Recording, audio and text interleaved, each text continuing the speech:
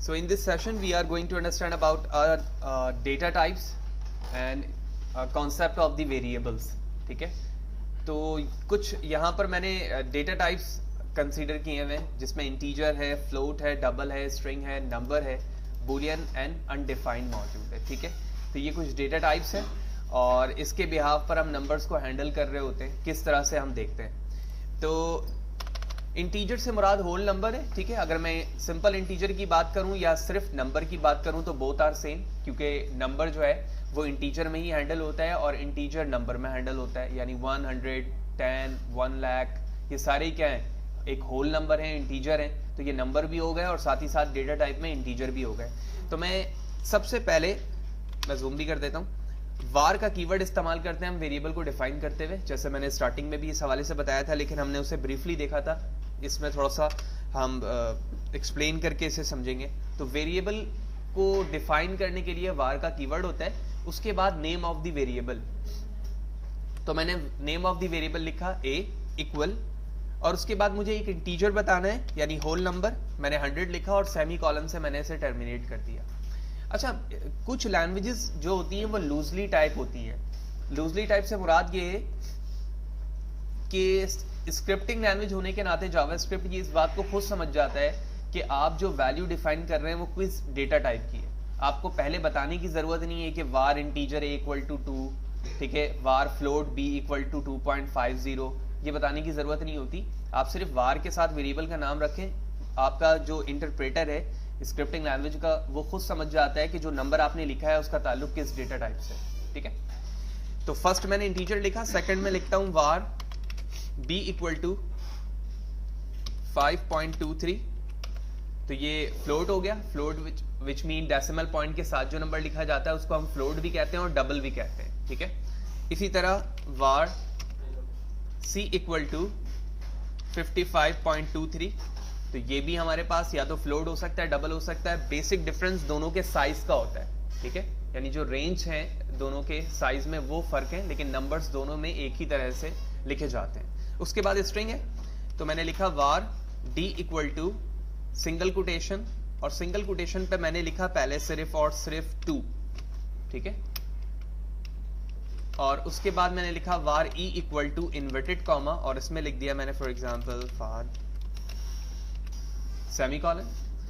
Number तो हम starting पे ही देख चुके हैं कि नंबर जो है वो इंटीजर के इक्विवेलेंट है, तो ये बात वही है. बूलियन क्या चीज है, ठीक है, बूलियन लिखने के बाद फिर मैं इन दोनों का डिफरेंस भी आपको बताऊंगा. तो बूलियन से मुराद होता है बाज डेटा टाइप के अंदर आपको सिर्फ 2 वैल्यू रिक्वायर्ड होती है, यानी 0 या 1 या फिर ट्रू या फॉल्स. ठीक है, जैसे आप एक बटन स्विच की एग्जांपल ले लें, वो ऑन हो सकता है या ऑफ हो सकता है, यानी एक्टिव होगा या फिर क्लोज होगा वो. तो उस चीज के लिए हम बूलियन डेटा टाइप इस्तेमाल करते हैं. तो इसके लिए मैंने एक वेरिएबल लेना है वार f, और इसमें मैं लिखता हूं ट्रू. ठीक है, और इसी तरह ट्रू की जगह मैं फॉल्स भी लिख सकता हूं. ठीक है, तो ये 2 ही डेटा टाइप्स इसके अंदर, यानी 2 वैल्यूज ही हो सकती हैं. इसके बाद लिखा हुआ है अनडिफाइंड, तो मैंने यहां लिखा वेरिएबल वार और इसका नाम रखता हूं UND. आप कुछ भी रख सकते हैं. ठीक है, मैंने सिर्फ अपनी अंडरस्टैंडिंग के लिए इसका नाम रखा है UND इक्वल, या मैंने इक्वल साइन भी नहीं लिखा और साथ ही साथ मैंने यहां पर क्या लिख दिया है, सेमीकोलन, यानी मैंने सिर्फ इसे डिफाइन किया है, इनिशियलाइज नहीं किया है. ठीक है, तो ये 3 वैल्यू, फर्स्ट इंटीजर, नीचे जो 2 नंबर मौजूद हैं वो फ्लोट या फिर डबल हो सकते हैं. चौथे नंबर पे जो मैंने वेरिएबल d लिखा है ये इस वक्त स्ट्रिंग भी है और साथ ही साथ कैरेक्टर भी है. ठीक है, तो कैरेक्टर से मुराद ये होता है कि एक सिंगल वर्ड कहीं पर कोटेशन पे रखना है. इसके लिए हम सिंगल कॉमा यूज करते हैं, लेकिन जावास्क्रिप्ट के अंदर आप चाहें तो सिंगल कोटेशन के साथ स्ट्रिंग भी लिख सकते हैं. जैसे अभी मैंने 2 लिखा है, बाद में मैं इसे स्ट्रिंग में कन्वर्ट करूंगा. ठीक है, पहले अभी इसको हम डिस्प्ले करके देखेंगे और उसके बाद सिंगल कोटेशन के अंदर मैं स्ट्रिंग भी लिख सकता हूं. कैसे, वो हम नेक्स्ट फेज पे देखेंगे. तो सबसे पहले तो मैं इसे प्रिंट करता हूं. तो मैं लिखता हूं डॉक्यूमेंट डॉट राइट, तो वेरिएबल a प्लस साइन, ठीक है, इन्वर्टेड कॉमा, स्पेस, यानी एक वेरिएबल के बाद क्या आएगा, स्पेस, फिर प्लस साइन. और प्लस साइन हम क्यों यूज करते हैं, कॉन्कैटिनेशन करने के लिए, यानी स्ट्रिंग को किसी भी वेरिएबल के साथ ज्वाइन करना। उसके बाद मैंने लिखा बी, फिर plus sign inverted comma space, ठीक है, फिर plus sign C, plus sign inverted comma space, plus D, फिर plus sign inverted comma space, फिर plus E, plus sign and finally plus sign F, फिर प्लस साइन, फिर string का inverted comma and finally plus sign U and D.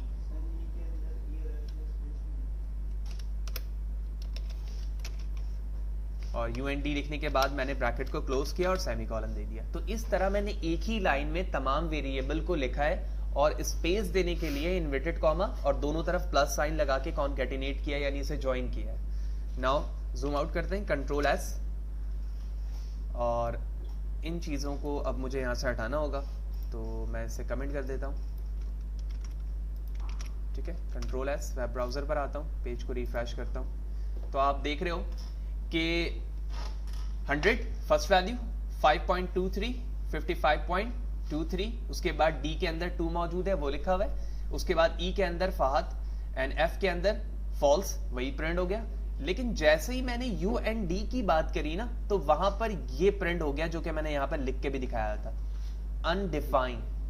Undefined का मतलब ये होता है कि कोई वेरिएबल तुमने डिफाइन तो कर दिया है लेकिन उसे इनिशियलाइज नहीं किया तुमने, कोई उसकी वैल्यू नहीं बताई है। अब तुम उसी चीज को प्रिंट करना चाह रहे हो तो वो चीज प्रिंट ही नहीं हो सकती क्योंकि उसके अंदर कोई वैल्यू ही मौजूद नहीं है, ठीक है। तो इन चीज को हम क्या कह रहे होते हैं, अनडिफाइंड। इसी तरह एक वैल्यू नल होती है, ठीक है, आप किसी वेरिएबल के अंदर जाएं और नल लिख दें, ठीक है, तो वो क्या होता है वो भी हम देखते हैं। तो मैं इस वार के अंदर, अब बल्कि इस वार को हम ऐसे ही रहने देते हैं, एक और वेरिएबल बनाते हैं, इसका नाम रखता हूं मैं नल टाइप, ठीक है। आप कुछ भी रख सकते हैं मीनिंगफुल नाम, मैंने यहां पर सिर्फ इसलिए लिखा है ताकि मैं इसको बेहतर तरीके से अंडरस्टैंड कर सकूं कि नल क्या है। इस पे मैंने इक्वल साइन NULLL लिखा। वाज़ेह है, ना मैंने सिंगल कोटेशन लिया है, ना इन्वर्टेड कॉमा लिया है, ना तो ये करैक्टर है ना ही ये स्ट्रिंग है, ठीक है। तो नल वैल्यू का मतलब है कि मैं इसमें इसको एम्प्टी रखना चाह रहा हूं। अब मैं इसी वैल्यू को प्रिंट करना चाह रहा हूं, तो मैंने प्लस साइन इन्वर्टेड कॉमा और उसके बाद प्लस साइन के बाद इसका नाम लिखूंगा वेरिएबल का, नल टाइप। कंट्रोल एस करता हूं, जूम आउट, पेज को रिफ्रेश करता हूं और अब आप देख रहे हो कि उसकी वही वैल्यू प्रिंट हो गई, नल। यानी आप पहले अनडिफाइन रख रहे थे जब आपने उसकी कोई वैल्यू नहीं बताई, लेकिन अब तुम्हारी डिजायर ये है कि मैं उसमें कुछ भी ना सेव करूं लेकिन वो अनडिफाइंड भी ना रहे। तो आप देख रहे हो उसमें मैंने कुछ भी नहीं किया है सेव, लेकिन उसे अनडिफाइंड भी नहीं रखा, लिहाजा अब वहां पर वही चीज लिखी हुई आ रही है जो उसके अंदर तुमने लिखी है। क्लियर?